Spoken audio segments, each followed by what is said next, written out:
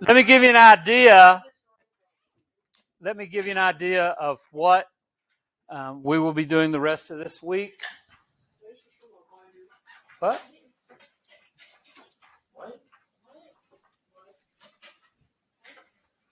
Oh. Let me give you an idea of what we're going to be doing this week and next week. Today, of course, is Wednesday. We're going to begin talking about sectionalism.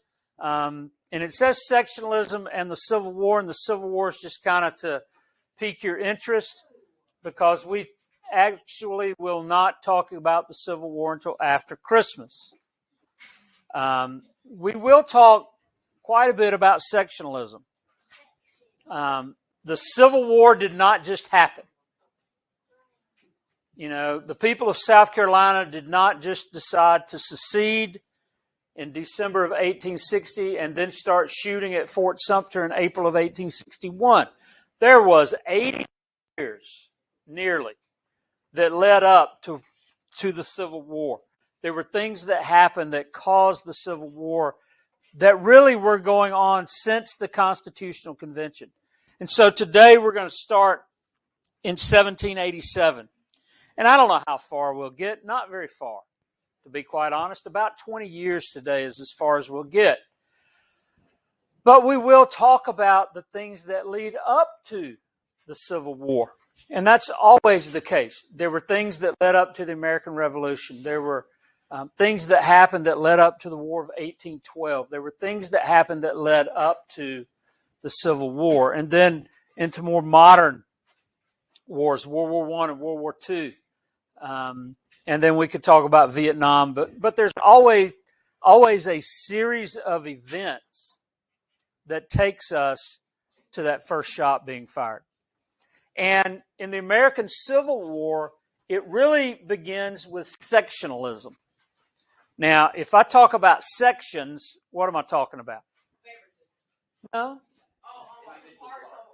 Parts. Yeah, parts. So what happens in the United States is it becomes sectionalized. We become sectionalized. And really there's only two main sections. What are they? North and the South. Or, probably a better way to look at it is free and slave. Because that's really what it boils down to. That's why the United States is divided into two parts. Is because you have a people who think that all should be free, and then you have a part that believes that slavery is okay. And so we're going to talk about how they arrived there, you know, how those opinions were formed, and what the end result of that was. So we'll talk about sectionalism the rest of this week. We won't meet tomorrow because of the Veterans Day parade. In fact, you'll be on your way home by now, tomorrow, I hope. Don't be hanging out around here. Yes. No. My first two classes, we're going to talk about Veterans Day a little bit. So, okay, if I can get something put together by then. It's kind of snuck up on me. Yes, it snuck up on me. I'm recording. So this tomorrow, really kind of a wash. Friday, we'll jump right back into this. And then next week, Monday, Tuesday, Wednesday, Thursday, we'll do some classroom discussion. There'll be some things that I'll ask you to do. And then Friday, don't forget, you have your vocabulary quiz. If you're not going to be here next Friday, make sure you take that before you leave for Thanksgiving, because we'll be out for a week. We'll come back November the 29th. We'll spend the rest of that week talking about sectionalism, getting back up to speed. The next week, we will test over sectionalism, and then it'll be time for your exam, and we'll spend some time getting ready for your exam. So that's the plan for the rest of this semester. And you know what they say about plans, right? No. You plan, God laughs, right? Yeah. That was fun. Yeah. Well, it's interesting. I have a calendar on my desk. That's the last day I was here in 2020. That spring, March 18th. I haven't changed it yet. Don't y'all get any ideas either. Danielle's going to go over there and rip it off. I know I can see it in her eye. All right. So that's the plan for the rest of the year. We come back after Christmas. I hope to have Stan come in the first couple of weeks after Christmas, talk to us about the Civil War, maybe secession, the causes of the Civil War. And if he does that, basically it's just going to reiterate a lot of the things that I have already taught you, we've already talked about, but you'll get to hear it from somebody else. We also have, we're blessed to have a group of reenactors, Civil War reenactors, that I know a couple of them, and they'll come and set up camp, talk to you about Civil War tactics, Civil War weapons, fire their weapons, so you can watch what that involves. So that Civil War, basically sectionalism in the Civil War is going to take us about, what does that say, 6 weeks, roughly. So it's a pretty long unit. There'll be a lot. And I'll break it up. You'll have a test on sectionalism, that first part where we're starting today, and then you'll have a test over the Civil War after Christmas. Okay? Any questions? All right. Well, let's kind of kickstart this thing with a quote. Although the Revolution fostered the growth of an anti-slavery movement in the northern states, white Georgia landowners fiercely maintained their commitment to slavery even as the war disrupted the plantation economy. What war are we talking about? Not the Civil War yet. Talking about the War for Independence, the American Revolution. At the Constitutional Convention in Philadelphia, Pennsylvania in 1787, Georgia delegates joined with South Carolina's to insert clauses protecting slavery in the new federal charter. In subsequent decades, slavery would play an ever-increasing role in Georgia's shifting plantation economy. And then the purple is a question that I ask you. One of these clauses, and you see the little red arrow, it's pointing to the clauses there, was created by what compromise? The Three-Fifths Compromise.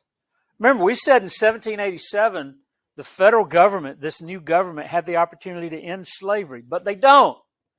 In fact, they legitimize slavery by inserting what becomes known, or what was known even then as the Three-Fifths Compromise. Because the Constitution itself says slaves, indentured people, will be counted as 3/5 of a person for population, representation, and taxation. And so not only does the government not end slavery, it legitimizes slavery. It puts it in the Constitution, said this is an institution that is recognized in the United States. So it's legitimate. It was legal, of course, but now it's legitimate. The government says it's okay. 70 years later, they do even worse. And we'll talk about that. So, Three-Fifths Compromise, not only does it, I guess, give people a little bit of what they want, both sides, but it does something I don't think they intended, and that was the legitimization of slavery. And slavery becomes the issue from the time of the Constitutional Convention until 1865, in April of 1865, when General Lee surrenders to General Grant. Slavery becomes the issue in the United States. There is no other more important issue. In fact, I don't think there's ever been an issue that was as important, as divisive as slavery. ever in the United States. And that's saying something. Think about our country today. It's pretty divisive, isn't it?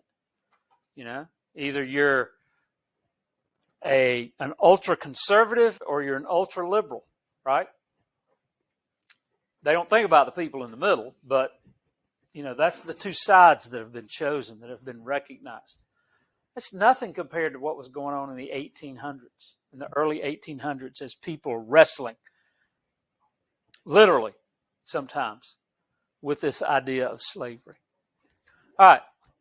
One of the things that happens at the Constitutional Convention is the slave trade compromise. Do y'all remember talking about that a little bit?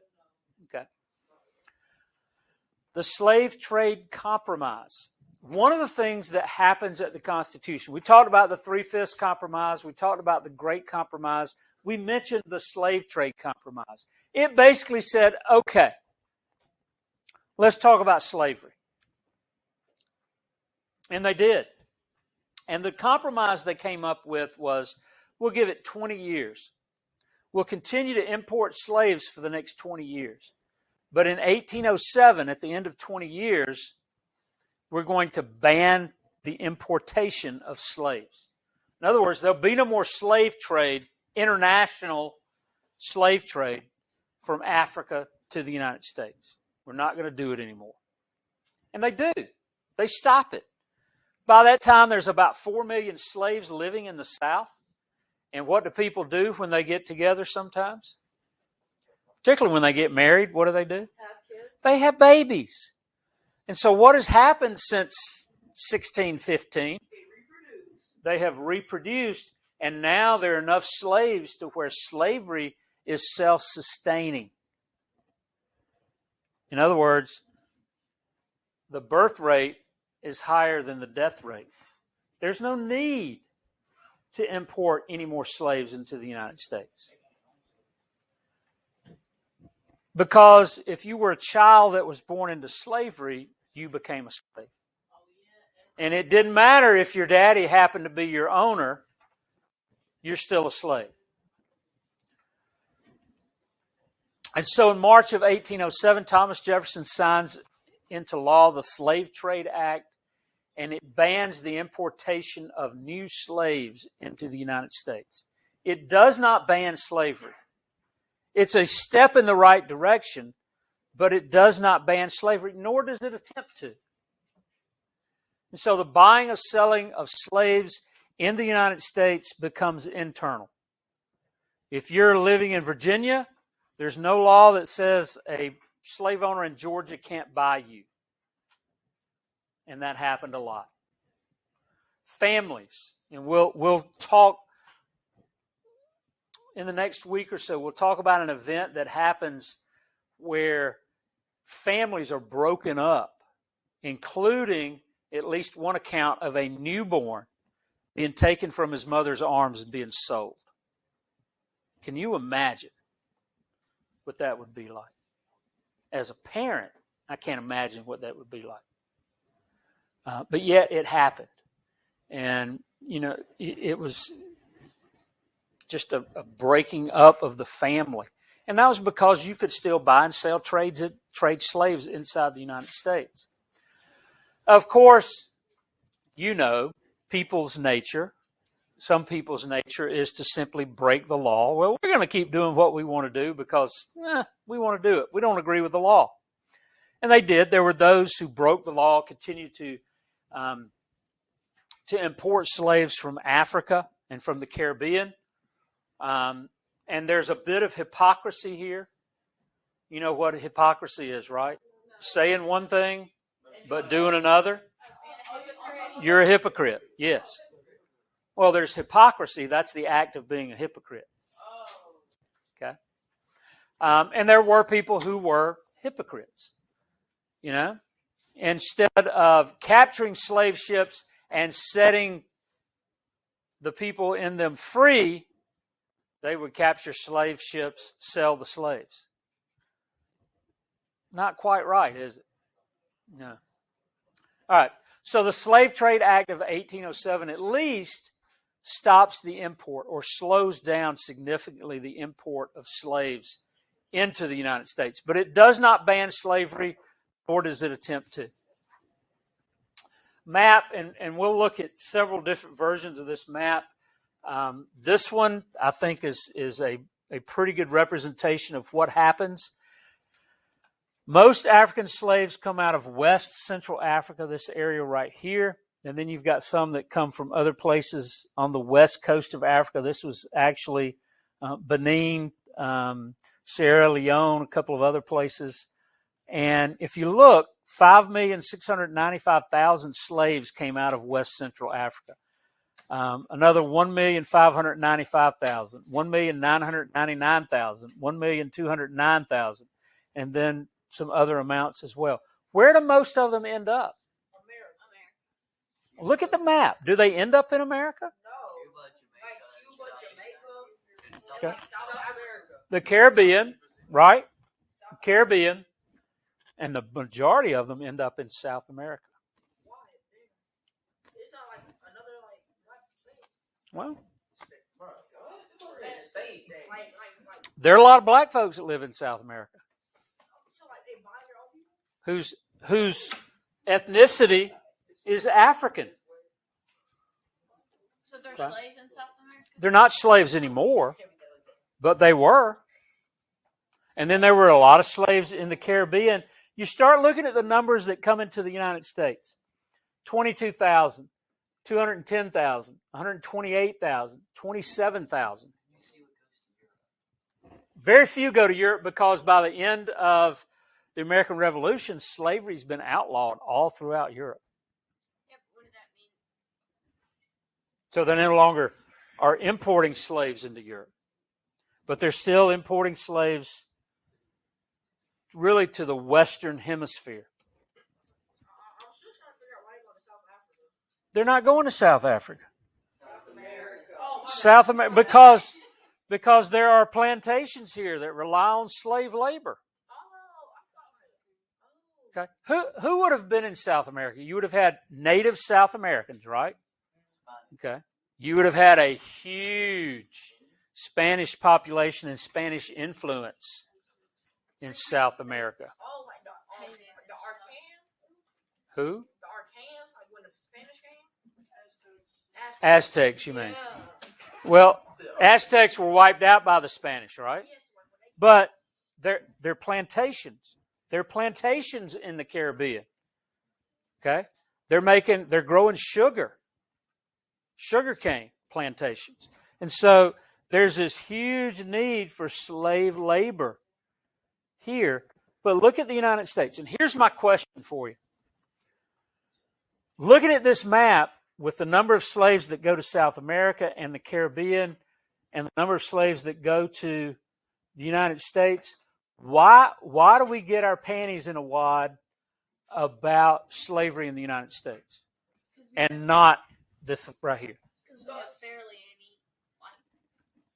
It's like our base and our own history. It's our history, right? We don't care about everything else unless it Yeah. concerns us. It's our history. So, and does it still impact us today? It does. You know, we still, you know, there are people that still get really upset when you start talking about slavery on both sides. Well, dadgummit, I wish it was still that way. Well, our ancestors were slaves, so we need to get everything that they worked for. I'm like, okay, let's just go on with life. And not to discount people's feelings at all, but we're concerned because it's our history, and that's why we still talk about it. It's our history, and face it, it impacted a huge number of people who live here today. You know, there are millions of African Americans. There's at least 4.5 million African Americans in 1865, 1860 that were enslaved. Their ancestors are still here. And so it does impact today. The key is, how do we deal with it today? You know, for example, my grandfather Leonidas Smith. It's a great name. Leonidas, that's a great name. One of my children would have been named Leonidas had I known his name at the time. But Leonidas Smith. Leonidas was in Gray, Georgia, Jones County. Fought in the Confederate Army, was wounded, and sent back home to Gray. He later became the sheriff of Jones County. I can look at the census in 1860, and when I look at it, my heart kind of does some palpitation. My heart flutters.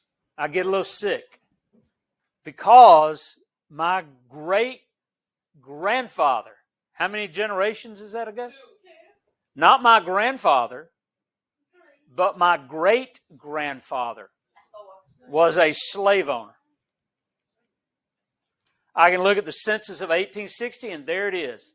Leonidas Smith, I think he owned 4 or 5 slaves, something in there. The only family member that I know of that owned slaves. Am I responsible for what my great-grandfather did? Not even indirectly.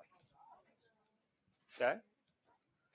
But it would be interesting. In fact, I'll tell you another story. It'd be interesting to go back and find out the names of those people that he enslaved and find out what happened to their ancestors. You know, where are their ancestors today? That'd be interesting. Let me tell you why. Yeah, descendants. I didn't mean ancestors. A couple of years ago, Miss Karen and I were camping on Labor Day. We were up at Lake Oconee, and we've got a little sign that says the Seagraves. You know, just we stick it in the ground out front. People can walk by and go, there's where the Seagraves are. Well, we were, it was me and Karen and Joel and Mary had driven over from Watkinsville, and Karen's mom. We were eating dinner together. And we're sitting there eating, we're just about finished, and this woman and her daughter walk up. And they were African American. And the woman said, "Are y'all the Seagraves?" I said, "Yes, ma'am, we are." And she said, "So are we." And you got to understand, Seagraves is a very rare name. You don't see a lot of them. And so we started talking, and I asked where they were from, and they told me little town in North Carolina, and it just so happens that I'd done some research, and I had family members who had settled in that same little town. And I told her that, and we both kind of looked at each other and said, we related somewhere down the line.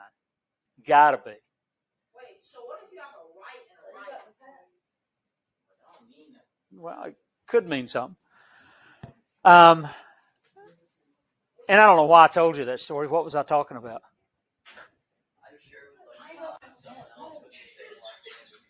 Yeah. You sure would. You sure would. You know, that was on tape. Anyway, I've got, last thing we'll do today, I've got about a 14-minute little video done by a guy named John Green, and we'll use some stuff from John. Excuse me, I'm waiting on these two to get finished so I can continue. Because my mama taught me better than that. I don't care. My mama taught me better. You don't talk when somebody else is talking. All right. About a 14-minute video done by a guy named John Green, and I think we'll just about be able to finish it. That'll be the last thing we do today. And we'll use some of Green's stuff throughout the rest of this year. He does a really good job with it. He's a little crazy. He doesn't get too crazy with this. It doesn't take a perfect day because it is about slavery. Day on the water. From Holland. Hi, I'm John Green. This is Crash Course U.S. History, and today we're going to talk about slavery, which is not funny. Yeah, so we put a lay on the eagle to try to cheer you up, but let's face it, this is going to be depressing. With slavery, everybody think like, oh, it could have been that bad. It turns out to have been much worse. Mr. Green, what about even the best? I'm going to stop you right there because you're going to embarrass yourself. Slavery was hugely important for America. I mean, it led to a civil war, and it also lasted, what, at least